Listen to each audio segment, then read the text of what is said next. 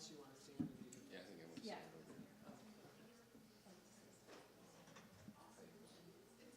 over there. I don't even really feel like I need that because I have a really loud voice.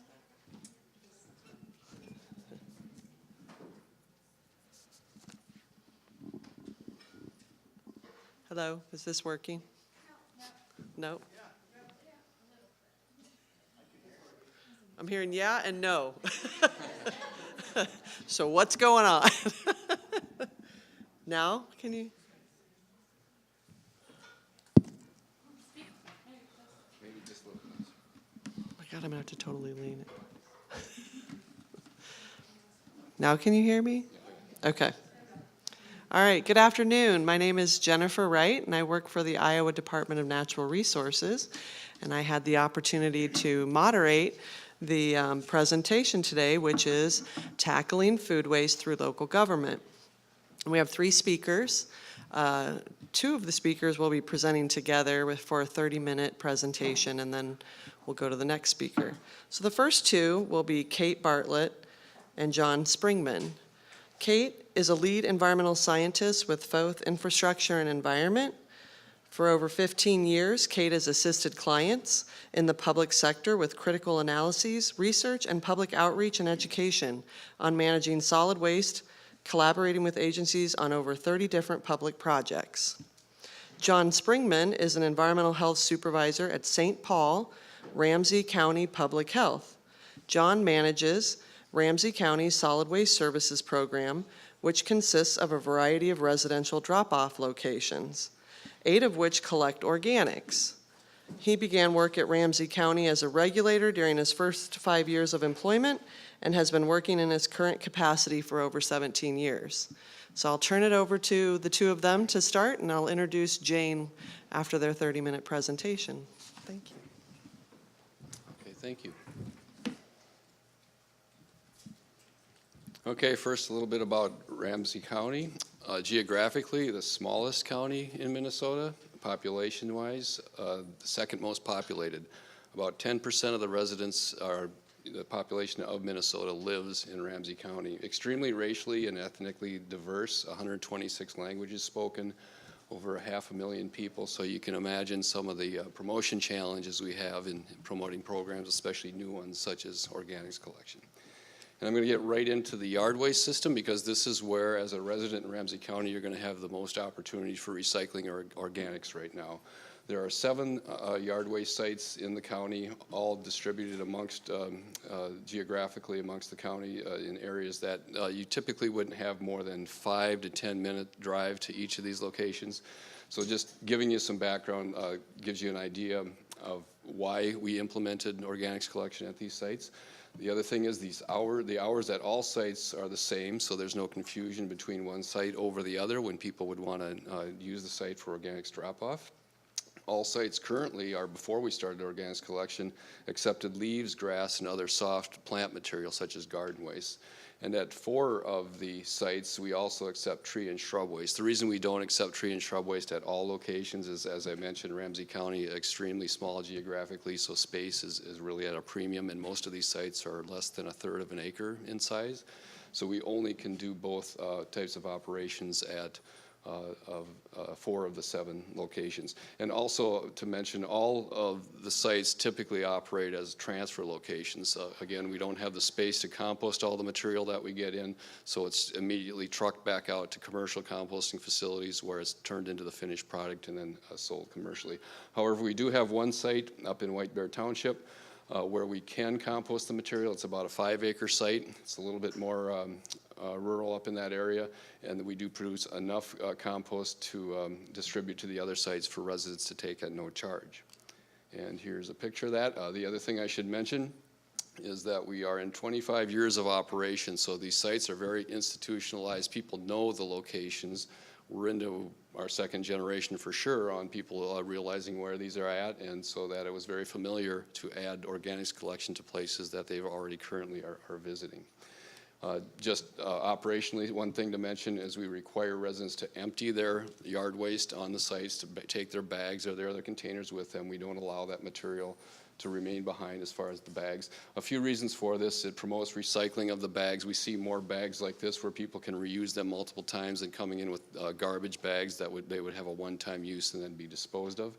It also gives us an idea of what's coming in, so that we can monitor the material, make sure we're getting what we're supposed to be getting. And also, I guess, just on the back end of this, most of the site, the materials at the site get transferred off to commercial sites. They like to know that they're getting clean material from us, and this gives us a good opportunity to reduce those rates. We basically pay nothing on the back end for delivering this material to those commercial compost sites. They actually use our leaves as a bulking material for the food waste that they get in. They need to offset that, carbon to nitrogen ratio, and the leaves make a real good product for that. Just a typical day of operations here, showing the backups that we can see typically in the fall and in the spring of the year. This is continuous throughout the day. Again, sites are small, so you kind of have to wait in line sometimes, especially at opening time. Very busy, very well received by the public. Free to drop off, free to pick up finished compost, free to pick up mulch. So they're very popular in the local communities. We also, as I mentioned, collect tree and shrub waste. It's managed a little bit differently from yard waste in that we can process it on site. However, again, because of space limitations, about 90 to 95% of that the mulch gets hauled back off site. The rest of it, we leave a little bit on site for residents to take at no charge at those 4 sites where we do take the tree and shrub waste.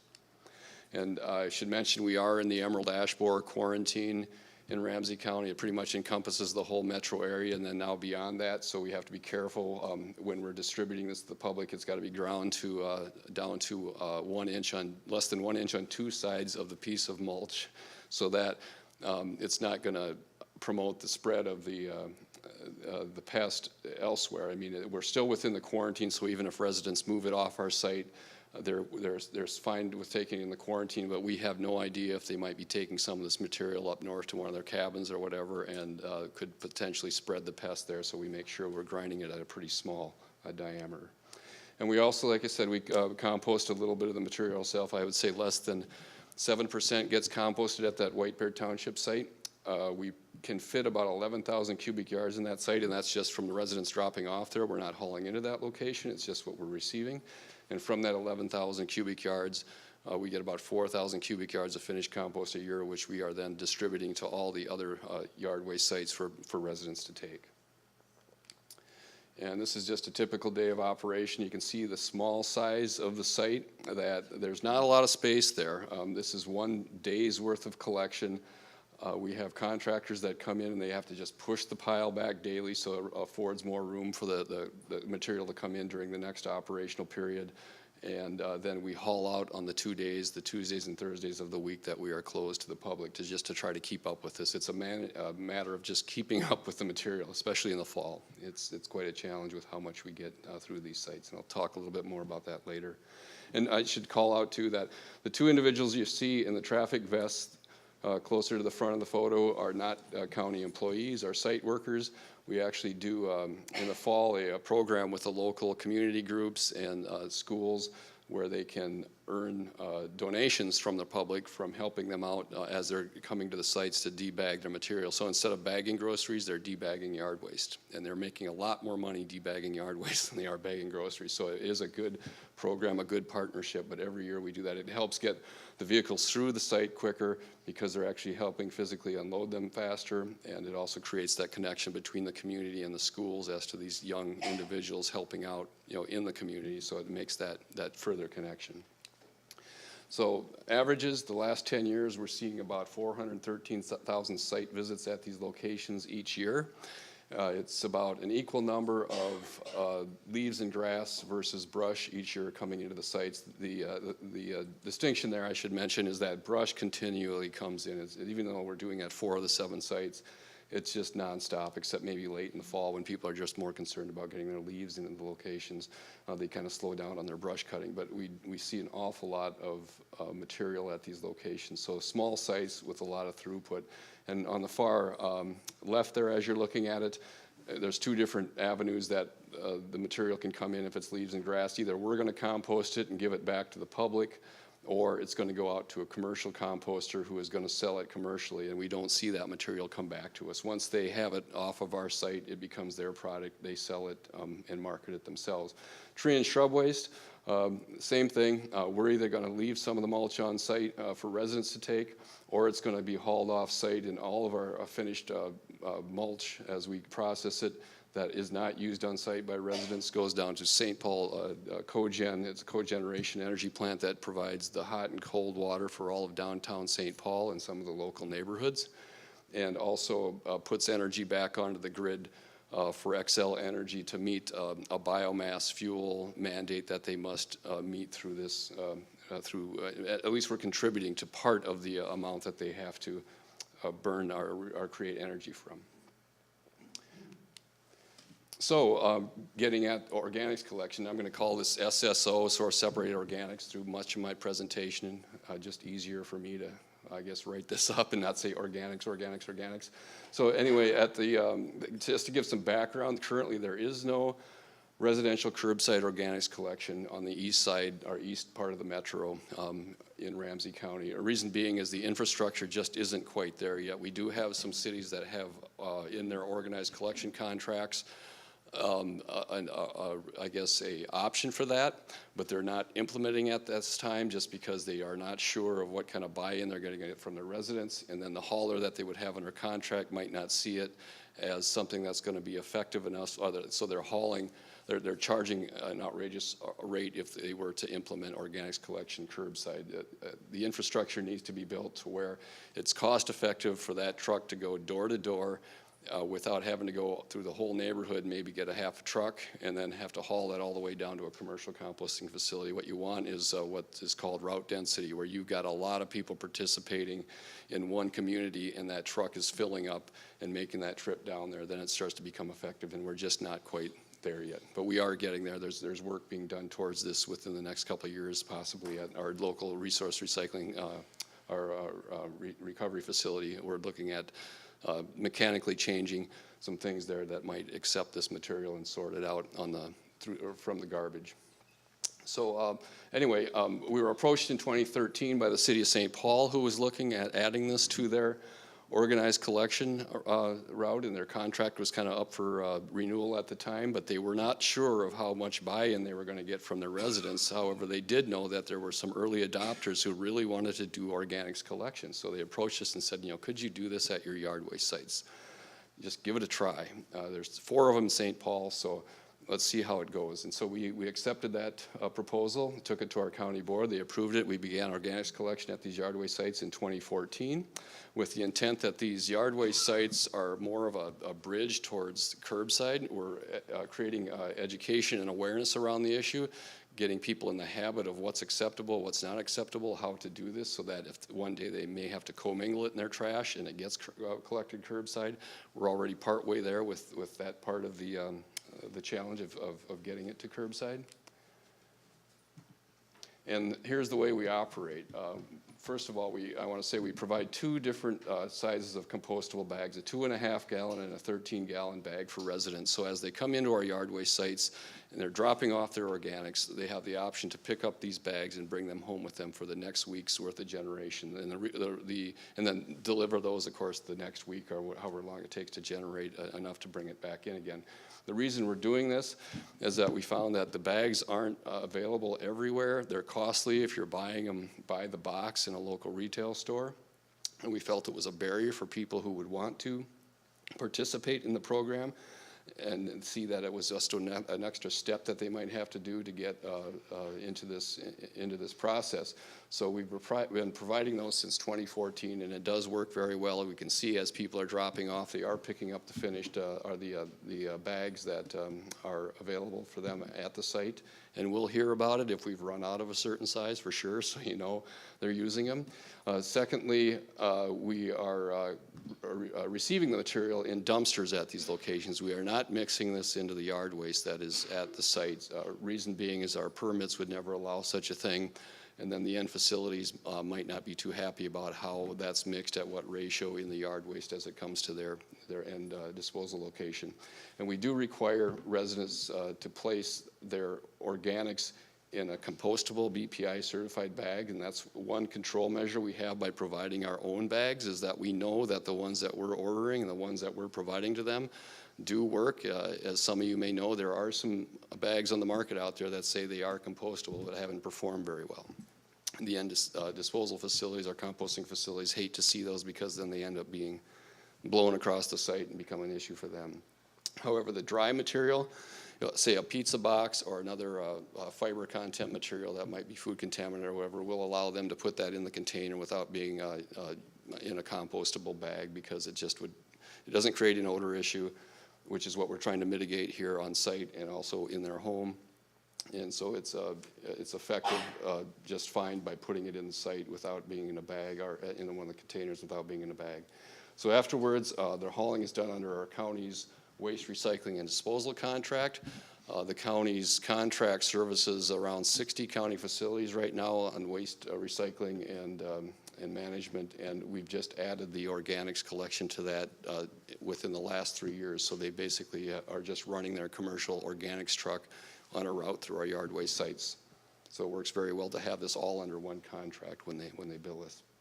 And of course, it's going to a commercial composting facility from there. We're not keeping it on site. Again, we're not seeing the finished compost come back to us. So a little bit of data on this. Over 59,000 site visits in 2017. That was up 14% from the year before. Over 500,000 pounds collected. And from the little diagram to the left there again, a little bit simpler than the yard waste, where it's all coming through and going off to commercial composting. And the end result, though, I should point out at the bottom for both yard waste and organics is, of course, use for gardening and landscaping. The end use is the same for both, so we can feel good about that. And I wanted to call attention to the picture below the data there. We do also offer these clear stream containers for residents to use for zero waste events. We also provide them at our county fair. We provide the larger bags for those, and those zero waste event collections can then deliver what they've collected to the yard waste sites. We tend to have enough capacity to receive things like that, and it's more on I would say a case-by-case basis. We try to figure out what they're doing and how much we're going to see, and then what site to send them to get rid of the material. And so promotion, we promote the heck out of this program. The one advantage of these yard waste sites is that we have, like I said, over 400,000 site visits a year, so people see things when they come in there if they're dropping off their yard waste. So we've got banners on the gates or the fence lines. We've got signs below the entrance sites, the entrance hours to each of the sites, so that they can identify that, hey, we can also drop our organics off here. It's a good promotional tool because we have so many people coming and going. And then on site itself, these are 2 iterations of what we've done over the years just to call out the dumpster itself, where we've had banners placed by the dumpsters and signs as far as what we accept, what we don't accept, some pictorials, just to identify this as organics collection and not just a dumpster sitting there. It serves a couple purposes. First, to promote the program, and secondly, to prevent people from viewing it as a dumpster on site, so they can bring maybe their empty yard waste bags over there and pitch them in the container. More on promotion. We do an annual recycling guide in the middle here, which has it's a little booklet that promotes all of our locations, or all of our services that we provide, and in that is organics recycling. That goes out to every single family household in the county, so distributed quite widely. On the left, there is a refrigerator magnet that we provide. And then, of course, we've got stuff up on our website, which is on the right here, multiple messages that we continue to run. And you'll notice that it's somewhat branded, or there's kind of a campaign color behind organics recycling. It's green wherever we promote. We've done billboards and a bunch of things that I just don't, I guess, have time to get in at this time. And then speaking of the refrigerator magnet, that is part of what we call a starter kit.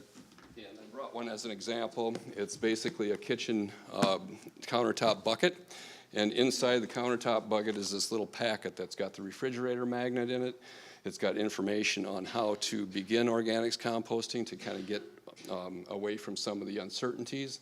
It's got a punch card in there so that when you go to the yard waste site and you're dropping off your organics, you can get your card punched. And if you get your card punched up to 5 times, you receive a t-shirt. And the idea behind this is that to get people in the habit of doing this not just once, but taking 5 trips to get this t-shirt makes them hopefully get in the habit of doing this and just develop those tendencies to continue the operation. So we hand out between 1,000 and 2,000 of these a year. We promote it on our website. We have these available at the yard waste site, so the workers are distributing these for residents to take, and then they can get started on this. But interesting story about this is we keep these in small sheds at the sites, and this last spring we had one of our sheds broken into, and while we were out there assessing what was missing and trying to figure out what was taken, we saw a very disheveled individual walking by wearing one of our shirts. But he was promoting the program as he was walking around, and while he was walking down the street, he was probably safer by wearing the more bright colors. So people are really tuned into this, so we've given away a lot of t-shirts. And so we wanted to, it was successful at the yard waste sites. We see very little contamination issues.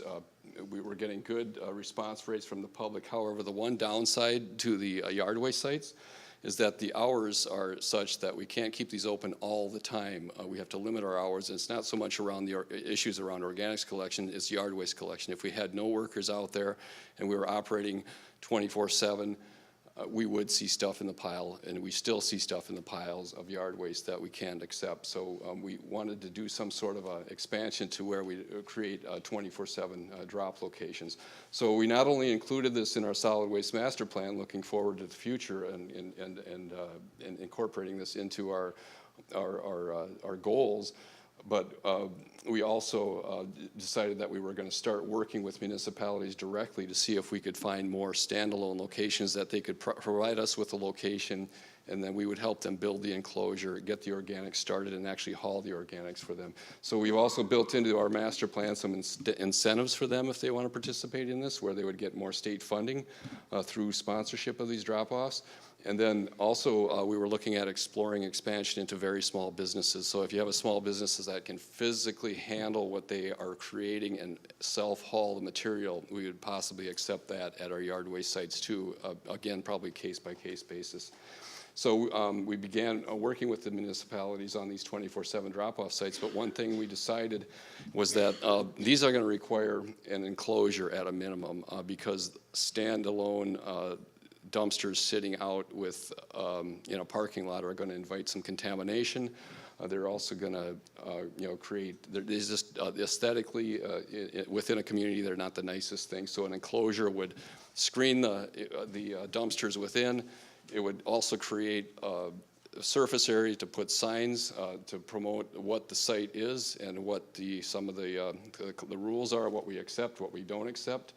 And again, just to keep it looking nice within the community. However, when we started looking at these enclosures, if any of you are in the waste business, you've probably looked at more dumpster enclosures than the average person, but you'll notice they all look different.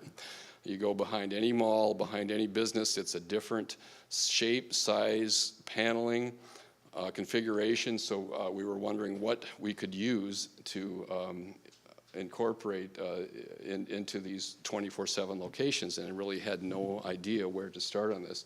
And that's where we consulted with Foth and to come up with some design standards so that we might have something similar going in across the communities, and that's where I'll turn it over to Kate. Excellent. Hi, I'm Kate Bartelt with Foth. So we're going to start talking about the actual enclosures themselves. So when we started looking at this question of build an organics enclosure, that should be easy, right? No, there are no national standards for trash, recycling, or organics. There's also, the design's really dependent on where you're at. So we talked to somebody in Alaska who has a state standard. Well, they're worried about bears. Talk to people in Phoenix, Arizona. They're worried about the heat being so hot that the dumpsters actually sink into the asphalt. So we started thinking about, what does Ramsey County need? What matters to the Midwest? What matters to this unique and diverse community in Ramsey County? And where do we start from? We didn't start from scratch. We start from the learnings from other people. But what were we doing? And one of the things we were doing is putting an equity lens on. Looking at these organics and closures is, how do we ensure customers have the same experience, whether they're in a low-income neighborhood or a high-income suburban community? Because that really matters to Ramsey County. That's one of their foundations of their county and their principles that they're working towards. So how do we ensure they look the same? They're the same quality, they last the same, they're marketed the same. How do we keep all of that? It also helps with customer experience. You can go to any organics drop-off facility, any enclosure, and have the same experience whether you're on your way to work or on your way to play. So we also wanted to make sure we're serving all communities. So the goal that's in the solid waste master plan is putting an enclosure within 15 minutes of all residents within the community. So irregardless of what your income is or your racial, your cultural equity standpoint here, where everybody gets the same experience. So here's our audience. We have 19 communities within Ramsey County. And we really wanted to make this easy for our municipalities. As with many of you, our city recycling coordinators, this now may be 20% of their job and 80% city clerk. So how can we make this as simple as possible and make sure that all of our 19 cities are asking the same questions? So that's where we came in. So we set siting criteria. So this was kind of our first lens of what we're looking at. Where do these dumpsters go?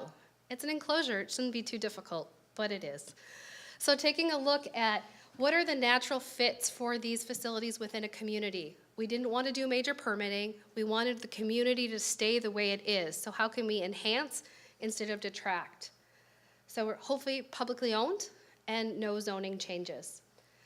How can we ensure that customers have the ability to use this site, given that this is a very typical image of 9 months of Minnesota?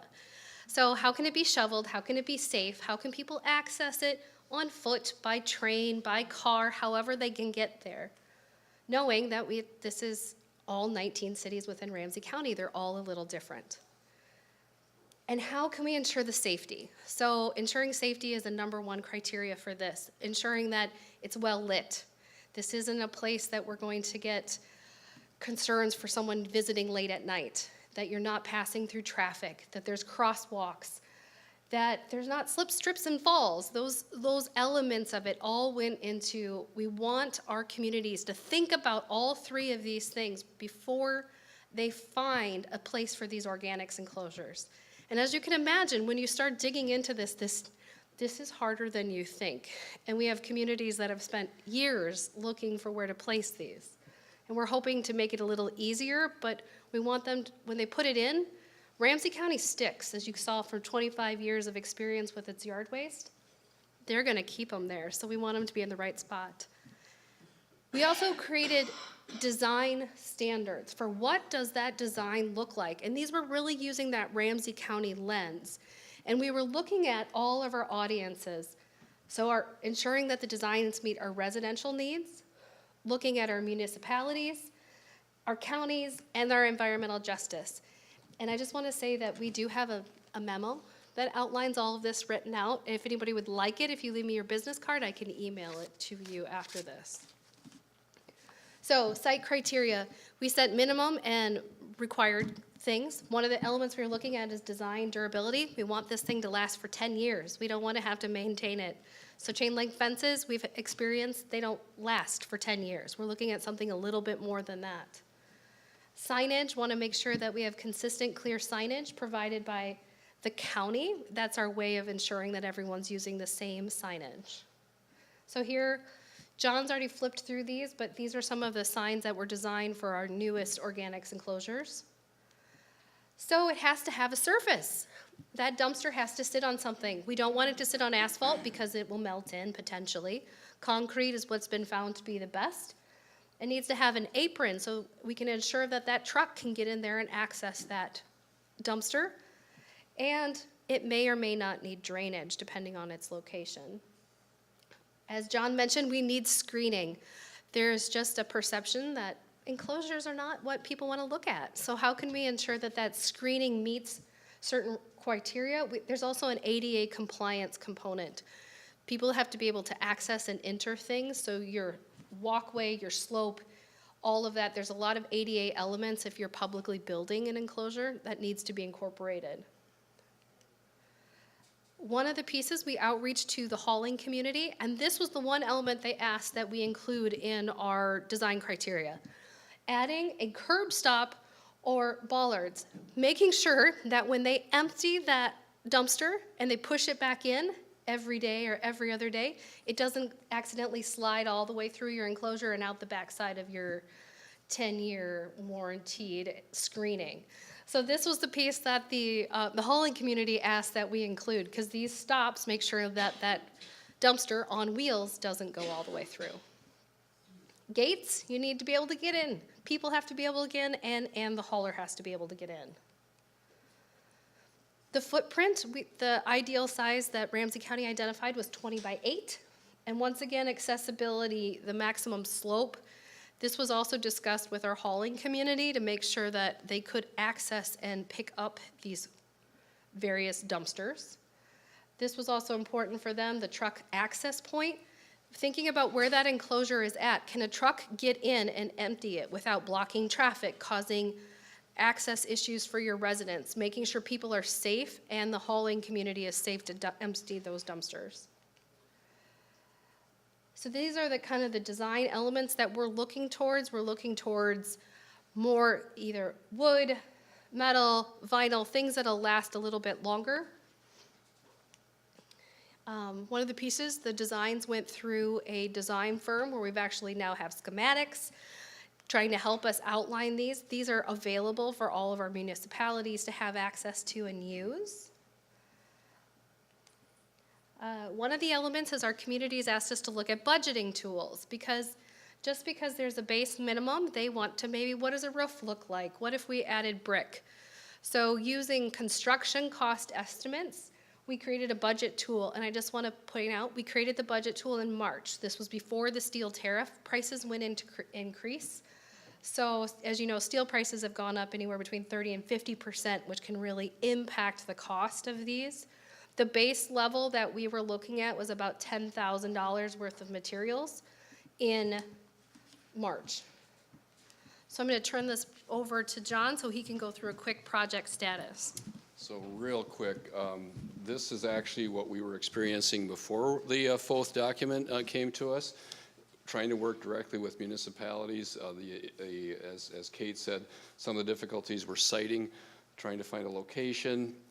There were no standardized enclosures, so what the county decided to do is we'll make the standardized enclosure, and then if you are willing to participate or partner with us on these organic collection locations, this is the enclosure that's going to go in, and we will build it, we will service it, we will put the signage up. All they need to do is promote it, and we'll also promote it, but then also distribute some of the bags that we'll have available for them. So that's kind of where we ended up. And at the time, as Kate was saying, $5,000 was an incentive at the start. We would put $5,000 towards the city wanting to do this, and they just never felt that that was enough, and it's even not enough after the steel tariffs. And the other part of it was the procurement and design and construction contracts at city levels they are varying between cities. There's no so each city was kind of on their own to develop it. So it made more sense for us to take this over and basically say this is what we're going to do, offer it to the cities. Basically, right now, what they need to do is find a location for us, and then we will build it. And then we'll also follow up on the state notification procedures for installing this. So anyway, I think we're out of time, right? Yeah, any questions will come out later, correct? Okay, thank you.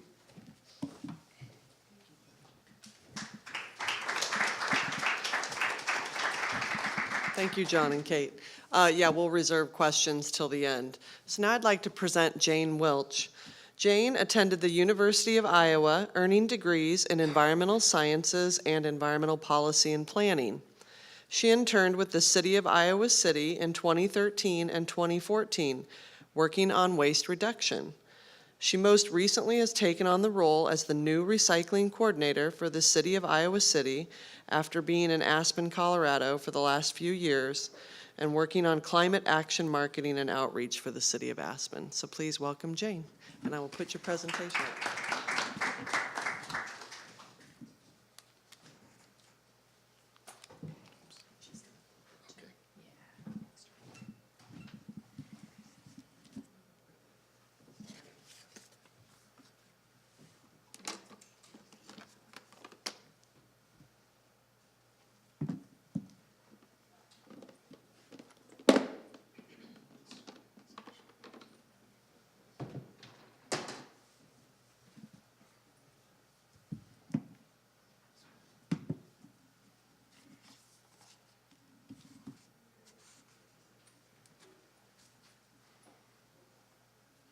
All right. Hello, everyone. As Jen said, I'm Jane Wilch. I'm with the City of Iowa City. I am the new recycling coordinator. I'm sure many of you know Jennifer Jordan. She is still with the City of Iowa City, but I've taken on her role as the recycling coordinator. What I would like to talk to you about today is some efforts that we have been doing in Iowa City, in our Iowa City community, to reduce waste, efforts that are going on right now, and then also some efforts and some outreach and education that we plan to focus on over the next few years as well. So just for some background, Iowa City is one of the communities that participates in the Iowa Statewide Waste Characterization Study. The latest one was in 2017, so last summer. And at the Iowa City landfill, what we found from this, and you can see the results there in that pie chart, is that roughly 25% of what is going in the Iowa City landfill is food waste. Now, that equates to about 34,000 tons of material at our facility. And the reason why we found this startling, there's a few different things. So from the last waste sort, which occurred in 2011, we found that there was about 15% food waste going in the landfill. So we were startled to see that there was a 10% increase because of all the outreach that's been happening in the last 5 to 6 years. So in addition to that, we have lots of stats on tonnage, all sorts of material coming into the facility. What we've seen over the last 5 or so years is we've seen increases in composting. We've had increases in participation of our recycling programs. And so naturally, we would think that would result in some positive results for garbage production, that we'd see some reduction there. We're seeing quite the opposite, in fact. We're seeing increases in garbage production in addition to more composting, more recycling. So we realized from this that we have a consumption issue in Iowa City, as I think we do in a lot of places in our country. So trying to look at what we can do for consumption. So with that, our response to this data is that we wanted to figure out ways to reduce food waste even more. So we've done a lot of outreach. We've done a pilot study, which occurred in 2014. We've really been working with residents, working with businesses. There's definitely more to do with businesses over the next few years, but looking at more creative ways to reach the audience we need to reach to make sure we're reducing food waste. So the two main strategies we're looking at here, two that are not uncommon, but again, looking at more creative ways to approach these. So the first one is first prioritizing source reduction, always important. And then secondly, looking at how we can implement composting in our residential sector, as well as looking at exploring composting options with commercial and industrial.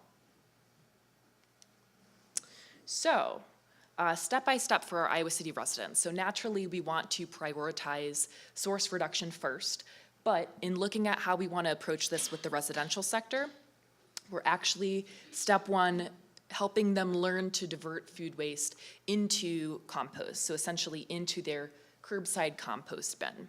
So I want to clarify first too, I work for the City of Iowa City. We have our own municipal hauler within the City of Iowa City, and all of those curbside customers are represented by single-family homes through fourplex apartment buildings. And anyone that is zoned that, considered a curbside customer, pays $2 a month on their monthly utility bill. So that is the population we're talking about here when I say our municipal hauler and who those customers are as well. So figuring out ways to get them to divert into that curbside compost bin. And then secondly, once they can actually start diverting and they see that food waste, we then want to focus on source reduction. So this gets back as well to looking at diversion. So if you think about if you've never composted before, which we have a lot of folks in Iowa City which are pretty new to composting. If you've never composted before, then you don't really know what types of food waste you're producing or how much of that food waste you're producing. So where would there be a motivation to reduce if you don't even quite know what types of food waste or how much you're making? So again, that's why we're focusing on composting first. Okay, so residential composting. So to motivate our residents to compost, we have a few cart options that we have offered to our curbside customers. So as you can see in this image here, we've got two yellow tops, a 95-gallon and a 25-gallon. I actually brought the 25-gallon over here. If any of you guys want to check that out, feel free after the presentation. So we've got those two different varieties to be picked up at the curb, and then we also have a 2-gallon kitchen food scraps container, which I've also got right up here, very similar to Kate and John's as well. And the goal of having the 2-gallon kitchen food scraps container is really to break down the barriers in the kitchen. So we want them to compost at the curb, but to have a method of actually collecting in the kitchen, making it easier, less messy, less contact, really trying to break down the barriers to get them to participate and more familiar and more comfortable with this program as well. Okay. So within our Iowa City community, we have the residential sector. We've got a couple other populations as well that we're really trying to approach for food waste reduction, one being community events. So we have several community events, especially during the summertime, that take place downtown Iowa City. They bring in thousands of people. They also bring in a decent amount of food and thus food waste. So what we've done is we've partnered with our two main event organizations in town, which are Downtown District and Summer of the Arts. And through working with them, this was our first summer using these brand new carts at the events. This is the first number of events that we did. So Taste of Iowa City, Jazz Fest, Soul Fest, Arts Fest, and then the Block Party as well. Very large scale events. And so it's been a great partnership so far this summer.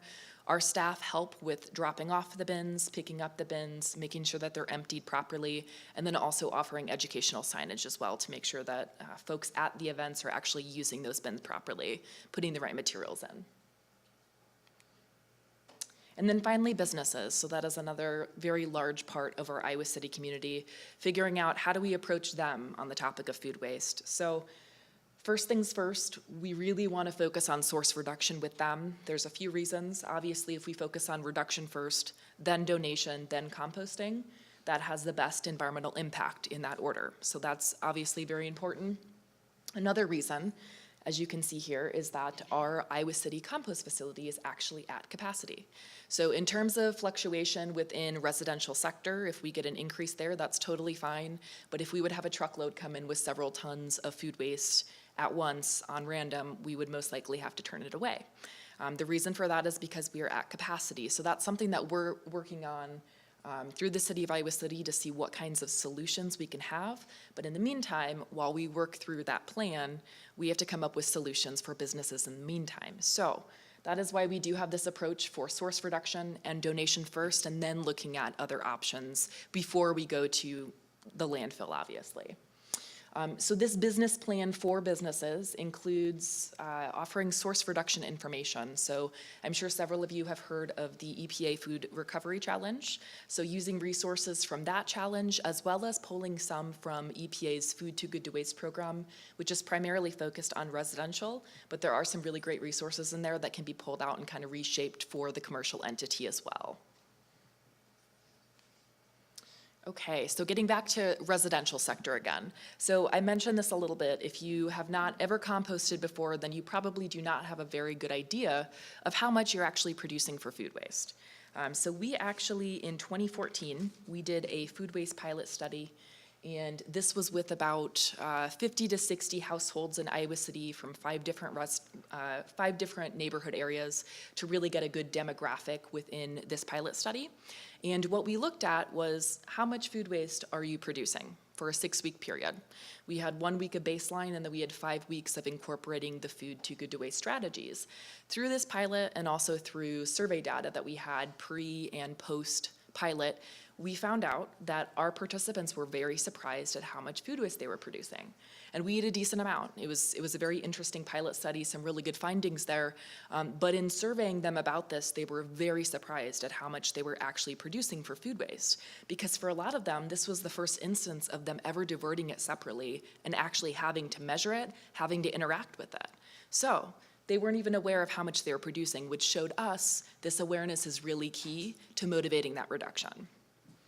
So, in looking at the source reduction aspect, so there's the two main types of food waste. Preventative is really what we want to focus on for the source reduction. So it's the moldy bread, it's the expired food. That is what we don't want to be produced in the first place. The second type of food waste, non-edible, these are the banana peels, the coffee grounds, the meat, bones, eggshells, those types of parts of food. I don't think it's going to become trendy anytime soon to start eating meat bones and eggshells. So we want to have a solution for those, right? Obviously, we can't really put that in the preventative category. So having a solution such as composting, which is available in Iowa City, is great. So really what that involves is education, getting people involved and participating in the program to make sure those materials are ending up in the compost bin and not in the trash can. Okay, so talking about that preventative food waste. So this is the program that we used in our food waste pilot study in 2014. This is also a toolkit that we continue to use for outreach and plan to use parts of it over the next few years as we continue to launch more and more source reduction outreach as well. So it includes these four main strategies. In general, the campaign has several strategies that are aimed at best practices at every stage of interacting with the food. So from when you're at the grocery store shopping for food, to when you bring it home and you're storing food, preparing meals, and then most importantly, making sure that you're using it up as well. So getting creative with continuing to use this campaign, especially with our residential sector. This is something too that with every compost handout that we provide to our residents, there are these resources listed out in there as well. So while we're starting with the first step of composting, we're also trying to get them thinking about source reduction as well. Okay, so I'm sure you've heard this before. Well, why is food waste so bad? This is something I hear every once in a while from some of our community members, and it's a question I actually really enjoy hearing because it prompts an educational discussion, which many people have been in the situation of me talking my ear off or you talking your ear off on food waste, of course. But why is food waste so bad? So this is something, again, that we found out in our pilot study. Our participants, these are people that were environmentally minded. They volunteered to participate in this pilot program, and they weren't sure why food waste was bad. They didn't know that there was a connection to greenhouse gases and thus to climate issues, landfill space, resources, all of that. And so what we found out from that pilot and through continued outreach is that we cannot assume that our residents know why food waste is bad, that there's a methane component, that there's resources lost throughout the whole production of making food just to have it thrown away. So that's one of the big things that we found out. Also, through education, making sure that we preach the hierarchy. So letting folks know that composting is good, but it's not the best solution. It's not the only solution out there as well. Okay, so education. We all know that our campaigns would not be successful without education. So through education on motivations such as what is good for the environment, what's bad for the environment, what will save you money, etc., all these different types of motivations. We have education around that, education around our reduction strategies, and then also most importantly making sure that we do education and outreach on training and educating our residents on how to properly use a program. So you can design a great program, but if you don't have your participants using it the correct way, then it's not going to be much good. So some of the communication that we've done thus far, especially since rolling out the curbside carts, is several news releases, several different social media sites, and the top right photo is actually our Facebook page, Iowa City Recycling. Utility bill inserts, several updates to our city website, and then we also have a really great local channel that is actually part of City of Iowa City, City Channel 4, and some other press coverage as well. So education on what is and what is not compostable has been crucial. So with every cart that goes out, we do have, this is our food waste handout. which is right here. We have this accompanying every cart that goes out to make sure that that resident is getting the best opportunity to use that program correctly. Also, the kitchen compost containers, so the little 2-gallon ones that we have. One of the responses I got from a lot of our curbside drivers once we started handing those out to the public was that they were seeing them at the curb. And that's something that our curbside drivers, if they even are lucky enough to spot it at the curb, do not want to get in the habit of emptying, since it's not in the size of 20 to 35 gallons. We've got very specific specifications on what is accepted at the curb and what is not. So as soon as I heard that from our curbside drivers, that was another outreach campaign to make sure that, all right, let's rework how we're handing these out, what education and information is going with each of these, so that folks know these are just for the kitchen, not for the curb.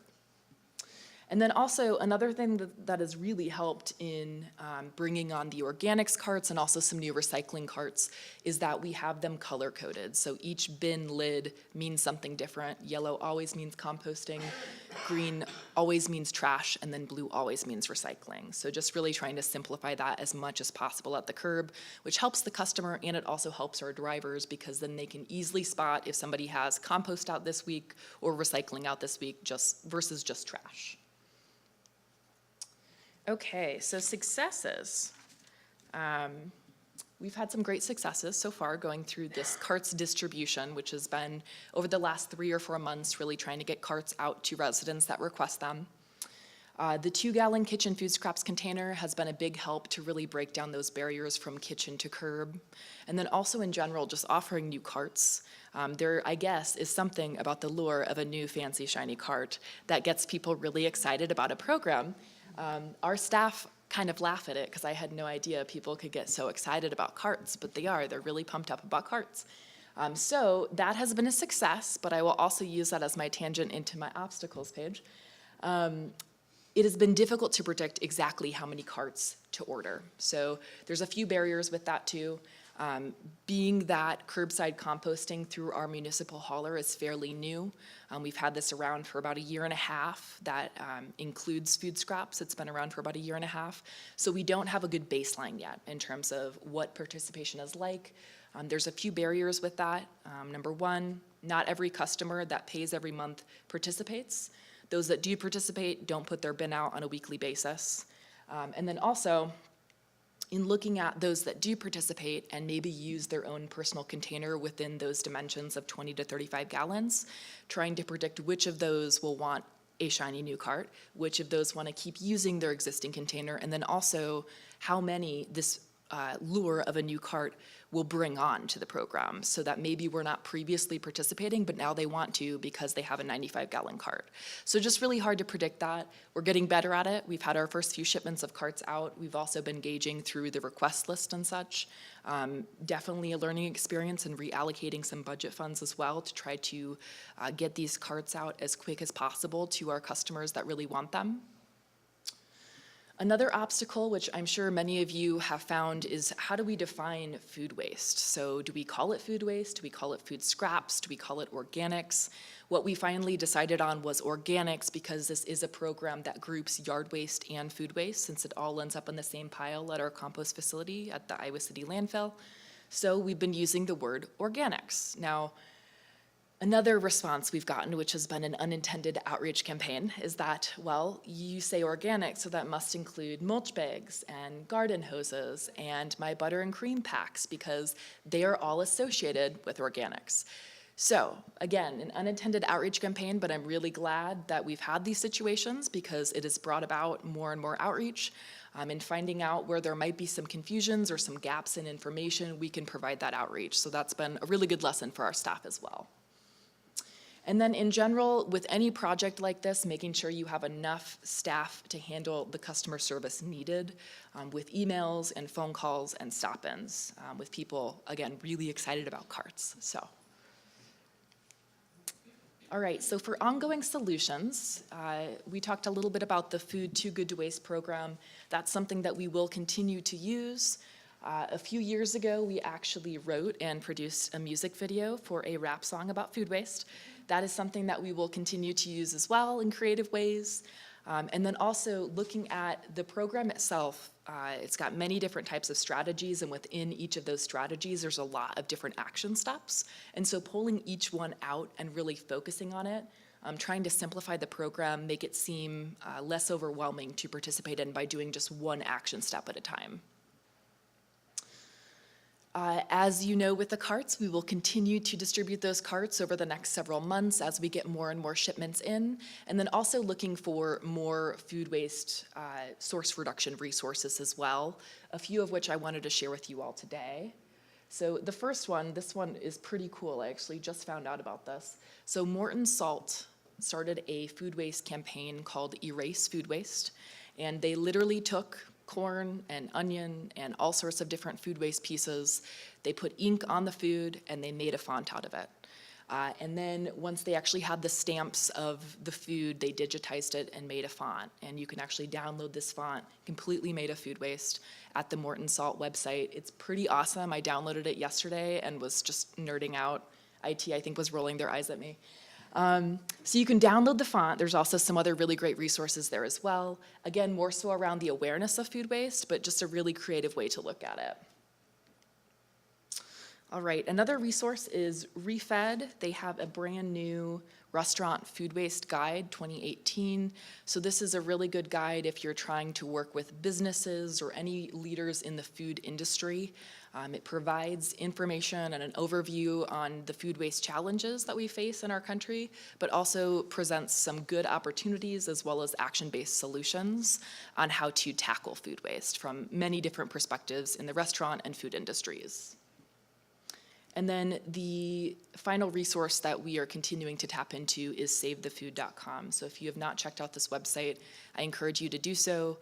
There's some really cool graphics in addition to cooking tips, recipes. One of my favorites is how to revive the stale and wilted and overcooked food. Just some good creative uses for that types of food, and a storage guide, of course, as well. Okay. And that's all I have for you. I'm happy to answer any questions you may have. Why don't we open it up for any questions? Yeah, that sounds great. Yeah.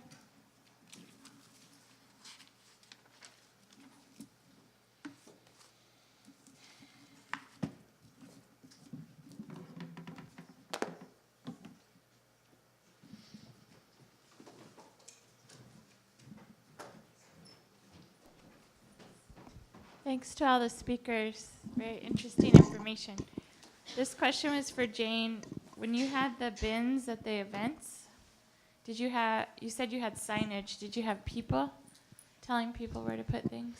At the community events? Yeah. Yeah, we did. So at Okay. several of them, we actually had volunteers manning each station. So in addition to the educational signage, because as we know, at events and other chaotic situations, you do have people just tossing and not really thinking about where it's going. So we tried as much as possible to have every way station manned. Great, thanks. Yeah. Also, for the other speakers, did you consider Trex material for your dumpster sites? Do you know what Trex is? Yes, it's a Okay. maintenance-free composite material. Made from film? Right, and I've seen it on decks. We have, however, the cost increases significantly going from cedar to Trex material. So, figured. but it is one of those things that is going to go beyond, your 10 years likely for install.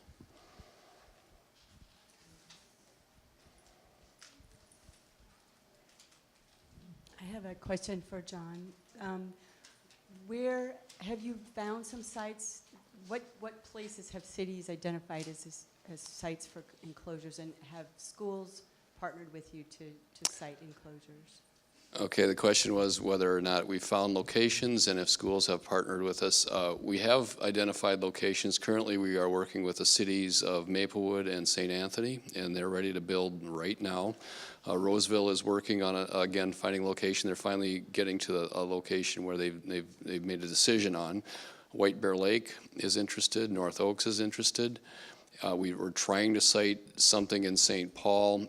The barriers there are very few places that are publicly owned places. If you try to site one of these on a commercial site or a privately owned site, you can imagine the contracts and long-term agreements you might be in for, and possibly removal of the site over time if that property changes hands. So that's been the the challenge, and the fact that St. Paul is so developed that every square foot is almost spoken for.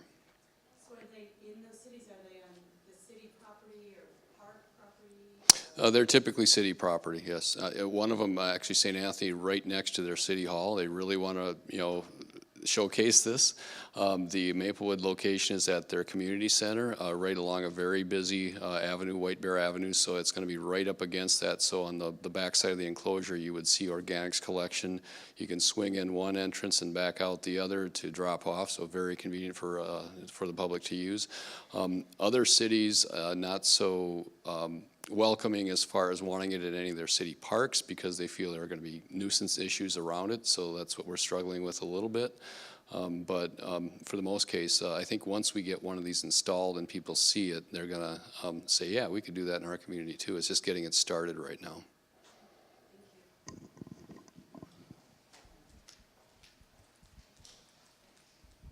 Hi. Excuse me. This question could be for any of the panel members.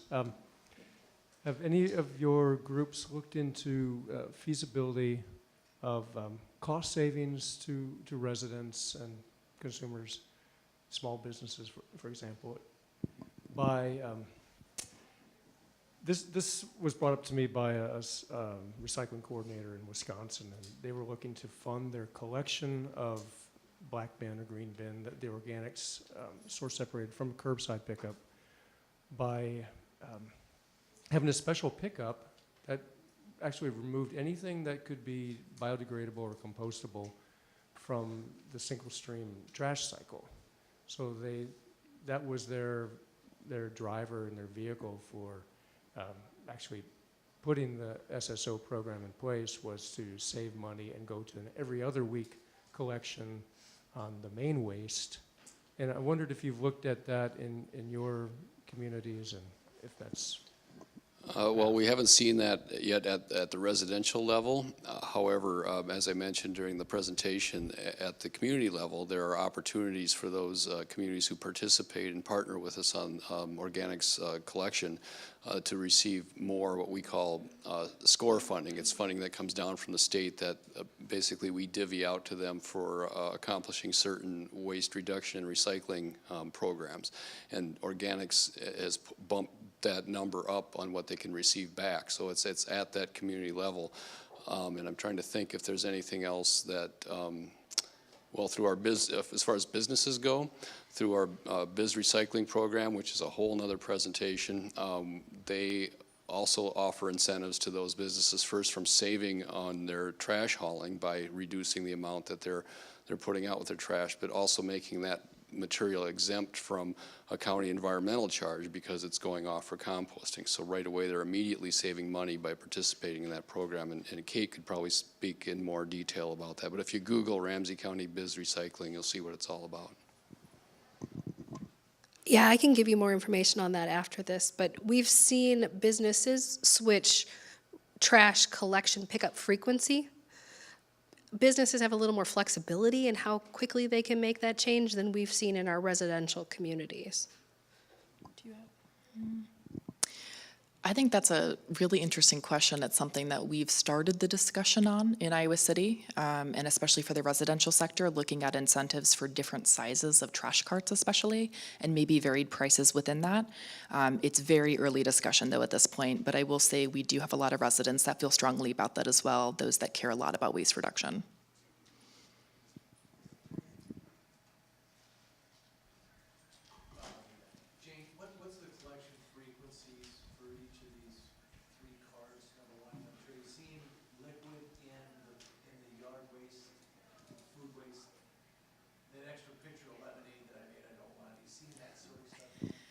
Not necessarily, no. And we do in our outreach, we say we do not want liquids. So one of the examples of that is we advertise dairy products, we'll take them, but if it's a gallon of milk, we do not want that.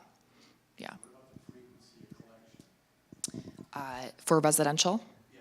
So every week on your regular curbside day, you can put recycling, organics, and trash at the curb. Yep. Jane, I appreciated your inclusion of terminology in your presentation. We've, in making signs for the programs we work with, debated between organics and compost. Yeah. Compost seems to be pretty common nationwide. So we were considering, do we divert from that or not? And so you've used organics, and is that also what you use in Ramsey County? Actually, in Ramsey County, we're going the other direction to calling it food waste. Reason being is it's the easiest, lowest common denominator that people associate with when they're recycling. And our struggle with organics is that, again, the interpretation of it being yard waste and other things, and might be considered your coffee pods or whatever that might claim they're organic, but they're not. So it's, I think what we're trying to do now is if we broadcast this as all organics, there are things on the market right now, the plastic lined cups, the wax coated materials that should not be going into the organics, and our challenge right now is trying to educate the public on that. So if they start out composting or recycling those materials that are tougher to accept or shouldn't be accepted at all, it's hard to pull back from that. But if you start with food waste, you can build up to, well, other things are acceptable too, and that's what these are. So we started out since 2014 has been organics, and now we're looking at, in the future, if we do move over to curbside collection, that we're going to promote this as food waste recycling. Jane? Jane, do you have different automated trucks that pick up container, like 3 container different, side dump trucks, or how do you pick those up to separate trash from organics? Yeah, so our trucks can actually, we could use them for garbage or for yard waste as well. It's the same sort of automated pickup. There are, I will say with the yard waste carts, there's a slightly different arm. So the way that it hooks on the front here versus the garbage trucks, it's sort of an arm that goes around the cart. But we already have all the infrastructure in place for that, which is really great. So one of the transitions we've seen as well from the 20 to 35 gallon bins that any curbside customer for organics could provide themselves. Now we're increasing efficiency because we can actually use that hook, and we have less staff actually lifting those bins into the truck. So it's just increasing efficiency and safety as well. So it's the same truck, or it's a different truck that comes and gets organics? It's same, I believe it's the same truck. Yeah, yeah.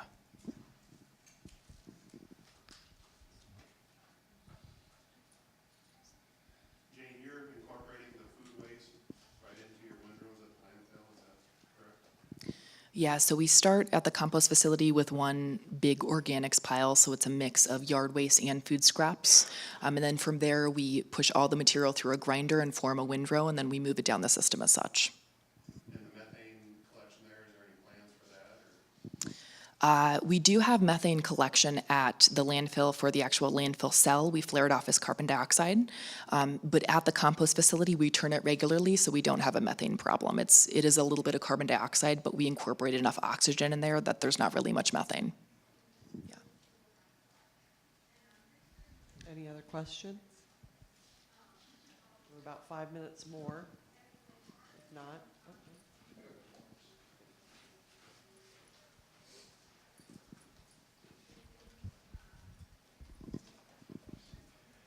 Yeah, there's some technology providers that see a solution for food waste collection to go through the sink drain, through garbage disposals and such. And have you run any studies that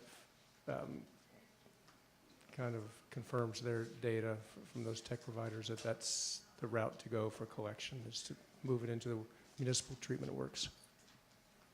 You want to try that one? So in the Twin Cities area, we have regional planning agencies called the Metropolitan Council that takes care of that water treatment, and we're in contact with them and working through those very issues.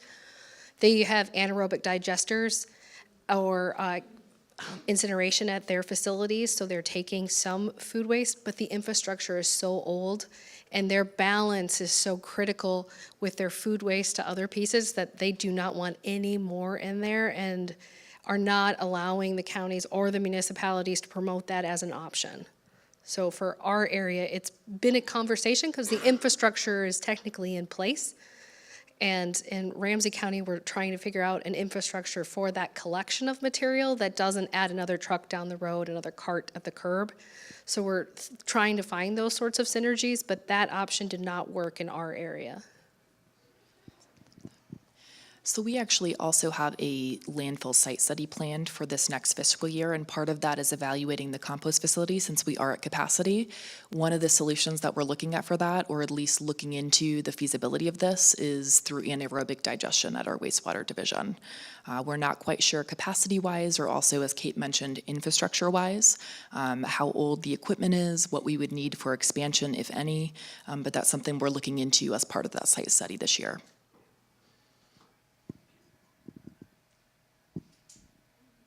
Anyone else? We have about 2 minutes. All right. Well, that's the conclusion of our session. I'd like everyone to thank our panelists. Give them a round of applause. I believe the next session in here, there'll be a break, but the next session will be Empowering the Next Generation. And I think there is a break. Let me look, is it in the room next door for 15 minutes or so? Yeah, 3:40 to 4 will be a break with snacks in the second floor foyer. Thank you.